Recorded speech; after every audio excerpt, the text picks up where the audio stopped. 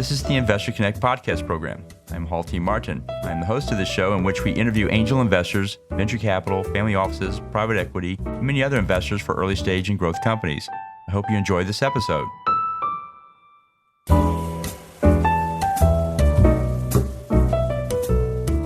Well, hello, this is Hall Martin with Investor Connect. Today I'm here with Mike Smerklo, author of Mr. Monkey and Me. Mike, thank you for joining us again. Hal, it's great to be here again. Thanks for having me. Great. Last time we talked, we were discussing Next Coast Ventures, and that was back in 2018. This time I see you published a new book, Mr. Monkey and Me. Yeah, it's been a really interesting experience. It's basically about the mental aspects of entrepreneurship. So a really interesting life experience, and hopefully it's being helping somebody out there. Great. Well, I read the book and enjoyed it thoroughly. And I noticed you started with Know Thyself. And since you're an entrepreneur and help entrepreneurs, do you think that is the base foundation of successful entrepreneurship is knowing yourself? Yeah, the book was, I wrote the book, all proceeds for the book go to charity. I'd be remiss if I didn't mention that. But I wrote the book basically because I didn't see content that was helpful for the average entrepreneur getting started or trying to get through the ups and downs. And it was based on dumb things and mistakes I made, the lessons that I saw other people doing, and now at Next Coast Ventures, having invested over 50 different companies, watching to see what patterns emerged in terms of successful entrepreneurs. I came into the job as I was an operator, as a venture capitalist. I thought there's got to be a few attributes that people do well. It turns out that I don't think there's a personality type that succeeds in entrepreneurship, but I think there's several mental characteristics. S is self-awareness, and I do think it is the foundation for entrepreneurship. I think it's probably the most important one, even though the formula is not a pyramid. It is probably the first and most important one for successful entrepreneurship.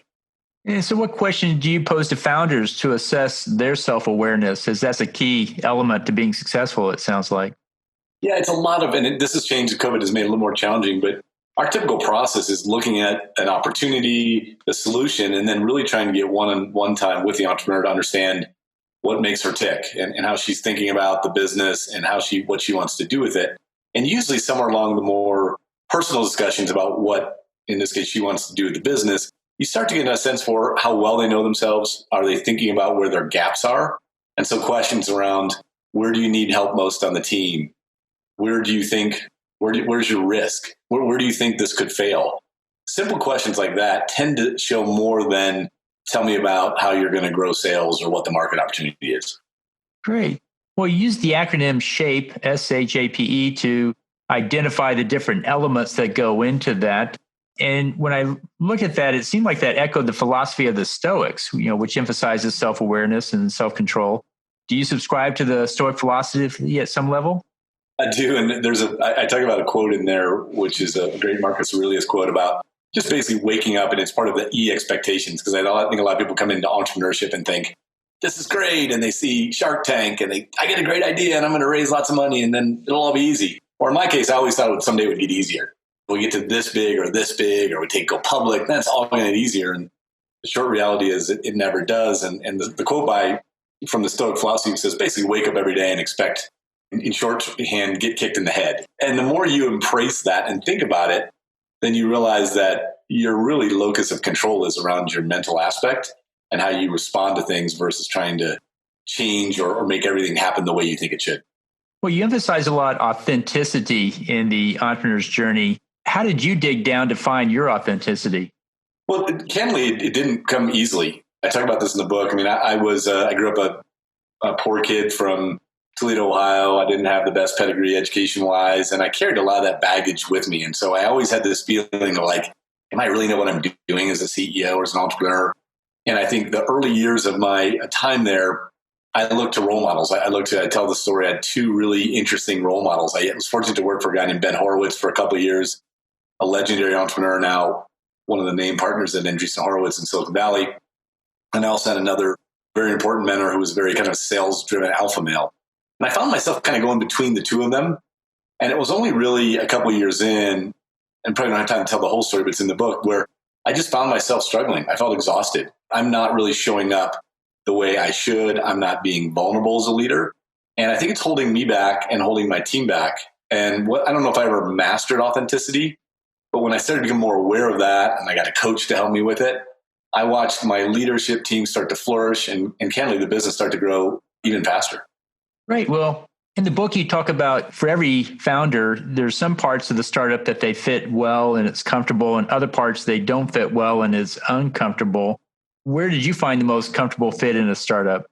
Yeah, and I see, and it's a really important point. It kind of goes back to that S in the shape is knowing where you're good at. And to me, I love engagement. I love meeting customers. So all of my biggest comfort zone was on sales and marketing and customer engagement. I think I also really enjoyed the employee communications and motivating teams. Those are things I was really good at and I enjoyed. There were some things that I enjoyed, but I probably wasn't really good at. And then there was things that I just really wasn't good at. And that's where you got to go, okay, I got to get some help in here to supplement or make up for those weaknesses or shortcomings. Well, you also talked about finding the right goals. And how did you find the right goals in your journey? Well, I think it's still going, Hal. I don't know if I've ever been able to really do that. What I found, a couple of different things. I found two very different aspects. One, small incremental goals tend to get you going. And it's something I use every day in my life, whether it's be a daily goal, a weekly goal. And I'm not talking about self-improvement goals, but just what are you trying to accomplish? Breaking that down into small steps and then using that to create momentum. And I'm a big believer that momentum is a massively underrated and incredibly important, powerful part of any part of life, but certainly entrepreneurship. And then the other thing I began to realize over time is I'd set these goals for accomplishment and wealth accumulation and company size. And for a while, I thought that once I achieved those or got to those levels, this inner voice, which is the real star of the book, Mr. Monkey, would go away. And then I would suddenly wake up in a nirvana state of self-acceptance and self-congratulatory mode. And what in reality happened is every time I hit one of those goals, it never went away. I set higher ones. And so I was on that hedonistic treadmill, if you will, of just trying to get more. And it never got satisfied. And I finally started to come to grips that that's an inner voice in my head, Mr. Monkey. He's telling me that I'm never going to be good enough. And so the biggest thing was starting to realize that voice was there and then trying to address it versus trying to achieve one more goal. Okay. Well, so what was the best thing you did to prepare for your entrepreneurial journey? Well, it's a long journey. And when you look back on your experience, what was the best thing you did to get ready for it? I had this goal coming out of business school, and I said, I want to run a company someday. And as one of my mentors joked as well, the only problem I had is I didn't have a really good idea to do it, but I wanted to do it. I just had it in my burning in my core to go do it. The best thing I did was go work for two really great, accomplished entrepreneurs. And I see this a lot of times with entrepreneurs where they feel like if they're not taking the time to go learn the trade, if you will, they are wasting their time. So the best thing I did was I had read all about entrepreneurship and all these different things. And then I went to work for Ben Horowitz and Mark Andreessen. And it was literally like kind of thinking about running a marathon and then going to Kenya and training with, sub 2-hour marathon runners. Like, holy cow, this is the real deal. This is how the pace, the chaos of what it means to be an entrepreneur. And I learned more in my 2 years there than I even realized. And so I think there was something for me to go and see it firsthand, have great role models, figure out what I thought I'd be good at and what I would do differently. And that set me on my journey. So what percent of entrepreneurship is mental toughness, just being ready for it mentally? Well, I'd be really careful with this because the book is about mental tenacity and toughness, but I also say, hey, don't fool yourself. You have to have a pretty big market to go after. You have to have an innovative solution that customers want. And you got to focus on building that and repeating it. So that said, if you have two companies with exact same of all of that stuff and access to resources, I think mental toughness is almost always the difference between success and failure. Every category that we look at Next Coast Ventures, there's 10 companies trying to do the same thing, at least. Mm-hmm. They have the same access to resources, similar business plans or solution sets. The ones who win, in our experience, tend to be the ones who have that mental edge, who can get through the ups and downs, who can think about how they build their team, get the right help, and really drive the business forward. So I think all things being equal, it is the number one criteria between success and failure. Well, you referenced it in the book, but there are many peer mentorship groups out there, such as YPO and others. How did you get the most out of the time you spent in those groups? What did you do that led to making that an effective effort? It's a great question, Hal. What it really taught me, and I'm still in my YPO chapter, it really taught me many things, but one, it was just being around peers. And then when you're around peers trying to run growing businesses, you quickly realize, gosh, we all are struggling with a lot of the same issues. We all don't know everything. And then what it really taught me, though, was the power of vulnerability. And the more that I could sit down with peers and say, gosh, I'm struggling with XYZ. And sometimes XYZ wasn't, should we expand internationally? It's like, hey, I'm not sure I'm being a good dad, or I'm not getting enough time with my wife. Like, how do you all handle that? So that level of vulnerability and curiosity, having peers say, okay, well, here's what I did, or here's how I do that. Here, I have a date night, or whatever the example is, then getting real specific things that you can bring back to your life. So a lot of those peer groups to me were, rarely are they, even today, rarely is it, should we go do X, Y, and Z business-wise? It's more about how you show up as a human and how you can get better and think about the world a bit differently. Great. Have you ever had a professional coach? And if so, what was the most surprising benefit you got from it? Yeah, it's funny. I tell a story in the book about one of the lowest moments in my entrepreneurial journey. I had literally hired and fired 4 head of sales in like a 4-year period. And my board didn't say this, but it was pretty clear that if number 5 didn't work out, it was going to be me that went, not the head of sales. And so I went to see a legendary Silicon Valley leader and coach, a guy named Bill Campbell. He's no longer with us, but he's coached everyone from Steve Jobs to Tim Cook at Apple to the founders of Google. So literally just that guy, a really wonderful human being. I sit down and have a beer with them, and I'm exhausted. Smerklo, you look like hell. What's going on? And I tell him what's going on, and he says, well, who's your coach? I said, I don't have time for a coach. I'm trying to fire a head of sales. He's like, Tiger Woods has a coach. Steve Jobs has a coach. Why the hell, heck, but he was a very crunchy guy, but he said, why the heck don't you have a coach? And so it was a light bulb moment for me to really start thinking differently about getting professional help. For the rest of my time as a CEO, and even now I use most of my YPO resources to have a coach. So I've had a coach for the last 15 years. I've gotten so much out of that. Everything from specific things like, how do I run a team meeting? How do I think I'm showing up to my team versus how I am showing up to my team? How do I be more vulnerable? How to be more aware of what's happening? All of those things and many, many more. But I would say self-awareness has probably come most through my coaches. Great.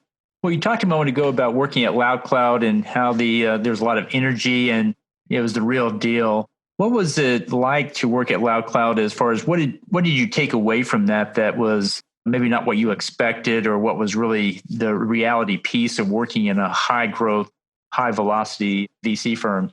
I'd come into the job from the sidelines. I'd been a financial advisor, investment banker, and an accountant to start my career. So I kind of had the outside looking in. What was it like? What I had no idea when I got in was just, and I say chaos, of just the pace and every day feeling like we're going to go out of business. When you watch it from an investment banking perspective, or if you watch Shark Tank, you think, well, look, they came up with a great idea and they went and did it, and now they're millionaires. The reality is it's like being on a roller coaster ride that never stops going 130 miles an hour. And I think so the first part for me was just that realization that the chaos never goes away. And then secondly, I learned a lot about culture from Ben Horowitz. He had this great thing. I'll never forget. I was one of the early non-founders, and Ben said to me, the first 30 to 40 employees are all that matter. And I looked at him, and we were trying to scale the business massively. I'm like, how could that be? How can it only be 30 and 40 employees? He said, it doesn't mean that number 41 is important, but the culture will be determined by the first 30 or so employees. Because I'll interview, Ben and Mark interviewed me. We'll interview the first cohort, then you'll go interview. And by the time we get past that, the culture will be established. And to me, that was one of those, never expected to learn that.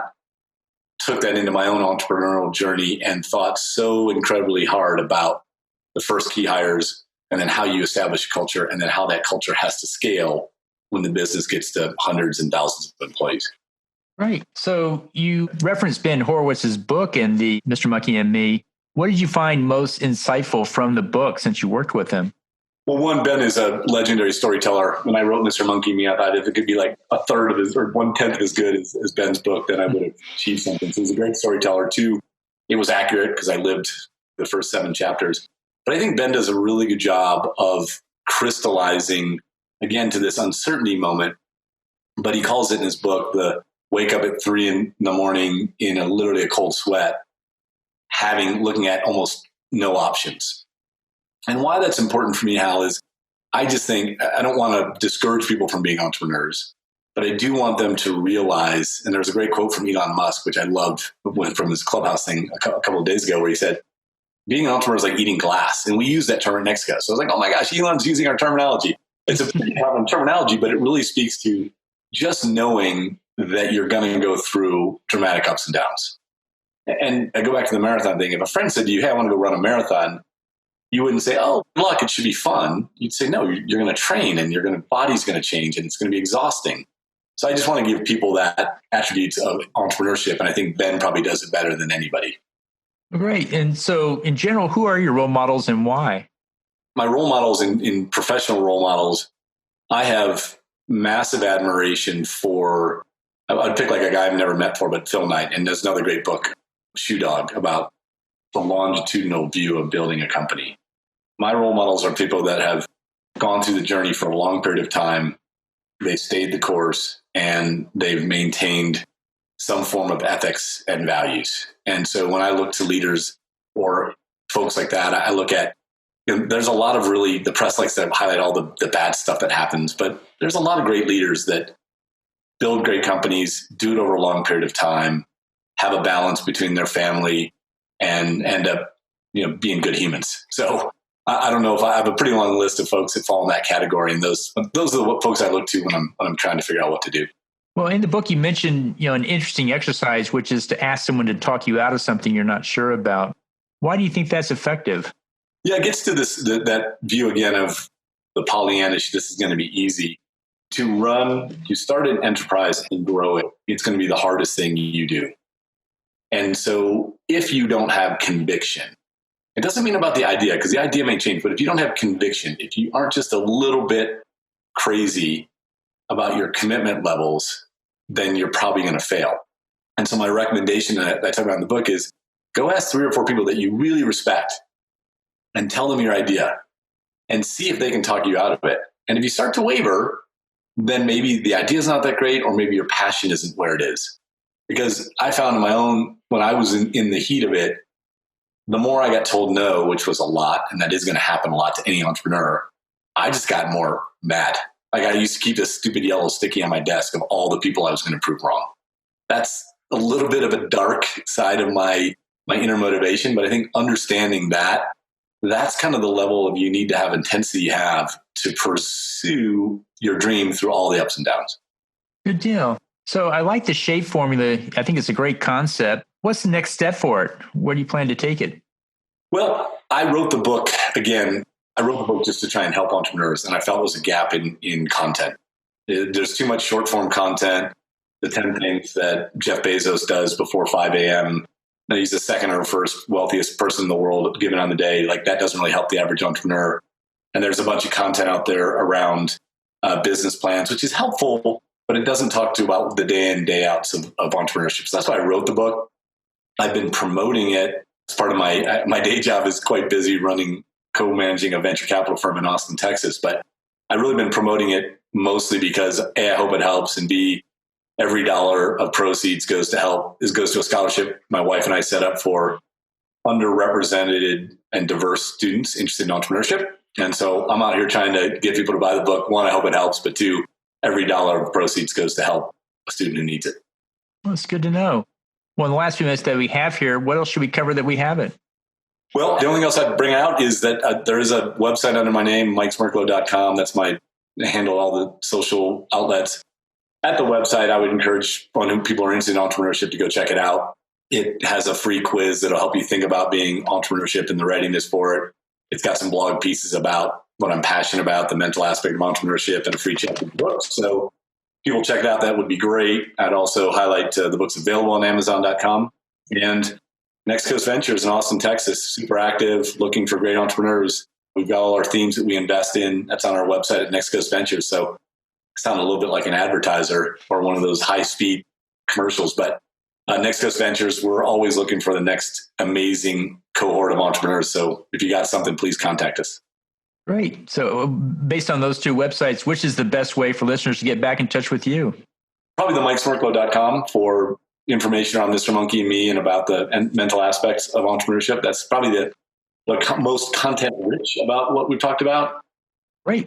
Well, we'll put those in the show notes. I want to thank you for joining us today and hope to have you back for a follow-up soon. Thanks, Hal. Always enjoyed it. Really appreciate you taking the time. Investor Connect helps investors interested in startup funding. In this podcast series, experienced investors share their experience and advice. You can learn more at investorconnect.org.